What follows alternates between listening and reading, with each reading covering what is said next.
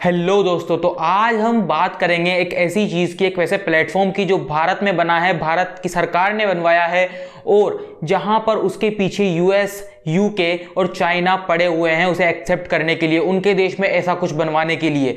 या और एक और चीज़ है कि जो चीज़ ये जो प्लेटफॉर्म की आज हम बात करने वाले हैं, इस जो चीज़ की आज हम बात करने वाले हैं उसे पूरी दुनिया धीरे धीरे एक्सेप्ट कर रही है। ऐसी क्या चीज़ है जिसने इतनी बड़ी तबाही मचाई हुई है और जिसने हमारे जीवन में, हम सबकी लाइफ में बहुत ज़्यादा, हम सबकी लाइफ को बहुत ज़्यादा आसान कर दिया है। आप सबको एक चीज़ पता होगी, डिजिटल रिवॉल्यूशन, यानी भारत में डिजिटल क्रांति कब आई। डिजिटल रिवॉल्यूशन का नाम सुनते ही हम सबके माइंड में एक चीज़ आती है, वो है रिलायंस जियो, जो कि 2015 में लॉन्च हुई। उसके बाद कुछ और एक और चीज़ हुई बहुत बड़ी, वो थी डिमोनेटाइजेशन यानी कि नोटबंदी। और उसके बाद एक बहुत तगड़ी चीज़ फेमस हुई, वो था पेमेंट सिस्टम, पेमेंट करने का सिस्टम। सबसे पहले जियो आया और जियो ने सबके हाथ में मोबाइल फोन्स और इंटरनेट दिया। उसके बाद में डिमोनेटाइजेशन आया तो वहाँ पर मार्केट का कैश खत्म हुआ और करेंसी नहीं थी मार्केट में। उसके बाद लोगों में चलन बढ़ा डिजिटल पेमेंट्स करने का, मोबाइल से पेमेंट्स करने का, कार्ड से पेमेंट करने का, मोबाइल में क्लिक करते ही पेमेंट करने का, बैंक अकाउंट से डायरेक्ट पैसे कटने का।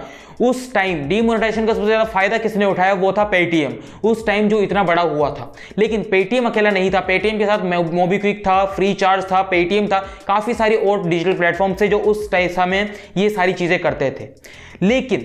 लेकिन एक और चीज उस समय आई थी जो कि सरकार ने बनवाई थी, उसका नाम था यूपीआई, यूनिफाइड पेमेंट इंटरफेस। और ये चीज, इस चीज को आज हम सब यूज करते हैं, चाहे पेटीएम, फोन पे, गूगल पे, अमेजन पे, मोबीक्विक, किसी भी प्लेटफॉर्म की बात ले लीजिए। जब हम पेमेंट करते हैं तो अपनी 6 डिजिट वाली यूपीआई पिन डाल करके हमारे बैंक अकाउंट में से सीधे पैसे कट जाते हैं।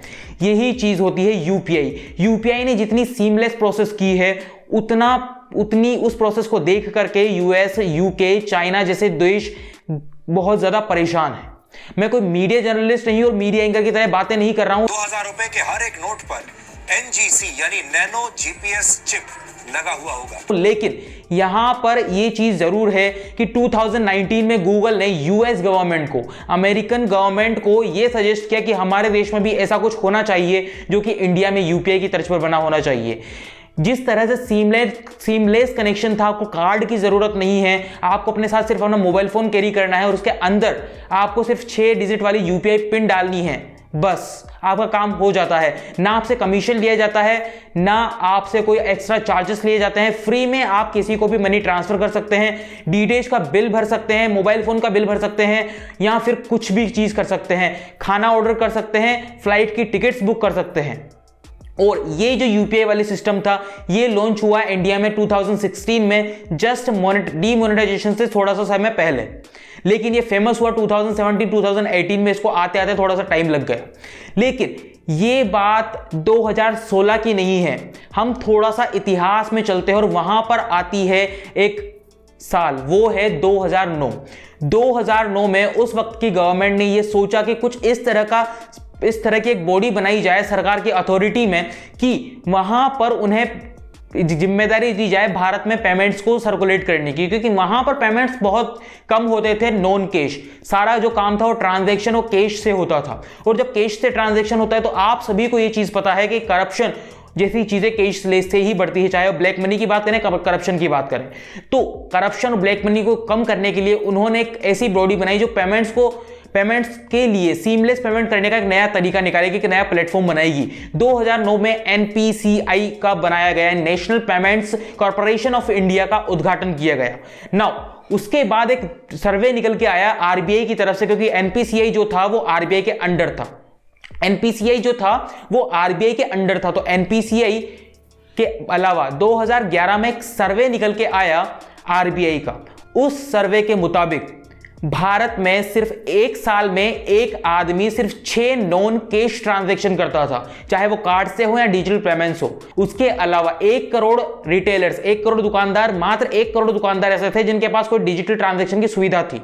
और उसके बाद चौंकाने वाली बात यह कि तकरीबन 25 करोड़ फैमिलीज ऐसी थी, मैं 25 करोड़ लोगों की बात नहीं कर रहा, 25 करोड़ फैमिलीज ऐसी थी जिनका बैंकिंग से कोई लेना देना ही नहीं था। मतलब ना तो उनका कोई अकाउंट था, ना उनको पेमेंट्स की तो बात ही छोड़ो, उनका कोई बैंक में अकाउंट तक नहीं था। तो ये चीज थी 2011 के सर्वे के मुताबिक। लेकिन धीरे धीरे वो प्रोसेस आगे बढ़ी और 2016 में एनपीसीआई ने लॉन्च किया अपना यूपीआई प्लेटफॉर्म, और जिसे सर्कुलेट किया गया अलग अलग डिजिटल प्लेटफॉर्म, चाहे पेटीएम हो गया, फोन पे हो गया, या फिर यूपीआई का खुद का एक एप्लीकेशन है एनपीसीआई का, वो है भीम, जो आप सबने शायद उसके बारे में सुना होगा या यूज किया होगा।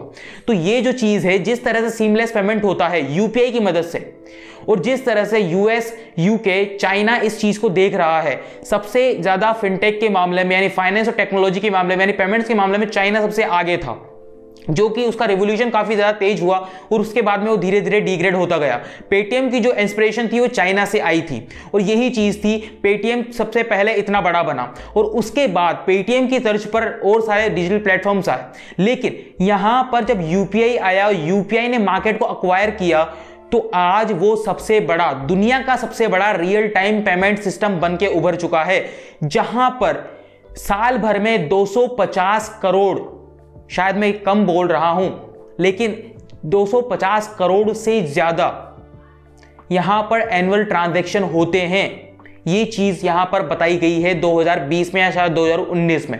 उसके अलावा यहां पर यूपीआई कितना स्मूथ है, आपको कुछ नहीं करना, आपको अपना बैंक अकाउंट चाहिए, उसके साथ में आपका मोबाइल फोन लिंक होना चाहिए, और बैंक अकाउंट के साथ में आपका एटीएम कार्ड आता ही है। आपको कोई भी एक डिजिटल पेमेंट सर्विस अपने मोबाइल फोन में इंस्टॉल करनी है, चाहे फोन पे हो गया, गूगल पे हो गया, अमेजन पे हो गया, पेटीएम हो गया, या फिर कोई और सर्विस हो गई, आपको वहां पर अपना केवाईसी करना और बात खत्म।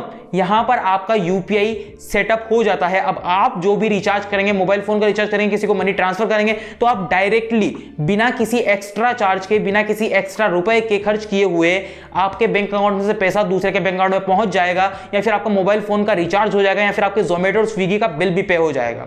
ये इतनी ज्यादा सीमलेस चीज अगर कोई 2005 में, 2010 में इंडिया में कोई बताता तो लोग हंसते, लेकिन 2021 में हम सब इसी चीज को यूज कर रहे हैं, और बड़ी आसानी से दिन में 5 बार, दिन में 2 बार, दिन में 10 बार इस चीज को यूज किया जाता है। जो दुकानदार हैं उनको इतनी ज्यादा अहमियत मिली है, इतनी ज्यादा सहूलियत हुई है। जो आप बारकोड्स वहां पर देखते हैं कि एक बारकोड है, चाहे आप उस पर पेटीएम कीजिए, फोन पे कीजिए, या फिर इस गूगल पे कीजिए, वो सिर्फ यूपीआई की मदद से संभव हुआ है। आप उस बारकोड को देखते हैं, आप कहते हैं कि मुझे आपको पेमेंट करना है, आपको कुछ नहीं करना। पहले आपको बैंक अकाउंट की डिटेल चाहिए होती थी, लेकिन आज सिर्फ आपको मोबाइल फोन नंबर चाहिए। यूपीआई आईडी भी छोड़ दीजिए, आपको सिर्फ मोबाइल फोन नंबर चाहिए, और मोबाइल फोन आप वहां पर दबाएंगे, यूपीआई पिन डालेंगे, उनके अकाउंट में आपका मनी चला जाएगा। और ये सबसे सीमलेस चीज जो कि फ्री में पूरे देश के लिए अवेलेबल है, इससे बड़ी कोई और रिवॉल्यूशन डिजिटल तो हो ही नहीं सकता अभी के मामले में, क्योंकि फिनटेक के स्टार्टअप के मामले में जापान और चाइना बहुत आगे थे, वहां पर क्रैश आया, और फिर उसके बाद सबसे ज्यादा आगे हुआ इंडिया। आज जो कि मैं बता रहा हूं कि यूपीआई के मामले में, यूपीआई से ट्रांजैक्शन में भारत सबसे ज्यादा आगे है पूरी दुनिया में। पूरी दुनिया में इतना सीमलेस ट्रांजैक्शन किसी और देश में नहीं होता जो सिर्फ यूपीआई करती है भारत में। और यूपीआई इतना बड़ा प्लेटफॉर्म निकल के आया है कि यहां पर नेपाल की बात करें, भूटान की बात करें, श्रीलंका की बात करें, जैसे देश इसे अपनाने लगे हैं। मलेशिया, सिंगापुर में लॉन्च हो चुका है, दुबई इसे पूरी तरह से यूज कर रहा है। और यूएस गवर्नमेंट की बात करें, या फिर जापान की बात करें, या फिर यूके की, यूरोप जैसे देशों की बात करें, यूरोप के कंट्रीज की बात करें, तो वहां पर ऐसा कुछ सिस्टम लाने की वो फिराक में है। क्योंकि गूगल था, तो गूगल ने गूगल प्ले लॉन्च किया। किस लिए गूगल पे लॉन्च किया? क्योंकि यहां पर था यूपीआई, गूगल को ये समझ में आ चुका था कि पेमेंट्स गूगल आप कर सकते हैं, तो यहां पर उन्होंने तेज के नाम से गूगल पे लॉन्च किया, जिसे बाद में गूगल पे में कन्वर्ट कर देगा, और अब वो पूरी दुनिया में चल रहा है। लेकिन इंडिया से इंस्पिरेशन लेते हुए, इंडिया की यूपीआई से इंस्पिरेशन लेते हुए गूगल ने ये सोचा और ये यहां पर किया। 2019 में गूगल ने ये सोचा और यूएस गवर्नमेंट में को जाकर ये कहा कि आप भी ऐसा कुछ पेमेंट सिस्टम लाइए जो इस तरह से पूरे देश के लोगों को साथ में पेमेंट करने की सुविधा दे सके।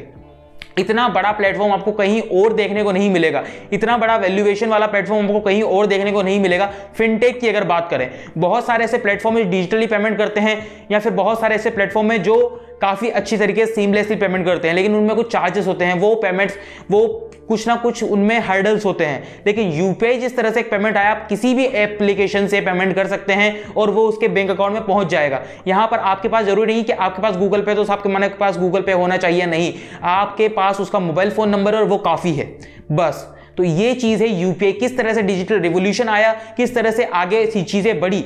यूपीआई जितना रिवॉल्यूशनरी कदम शायद ही भारत में और कोई उठाया गया पेमेंट्स के मामले में या फिनटेक के मामले में। और अगर आपको ये यूपीआई वाला सिस्टम पसंद आया तो कमेंट में जरूर बताइएगा कि आप अपने पोहे का खर्चा यूपीआई से देते हैं या फिर लैपटॉप का खर्चा।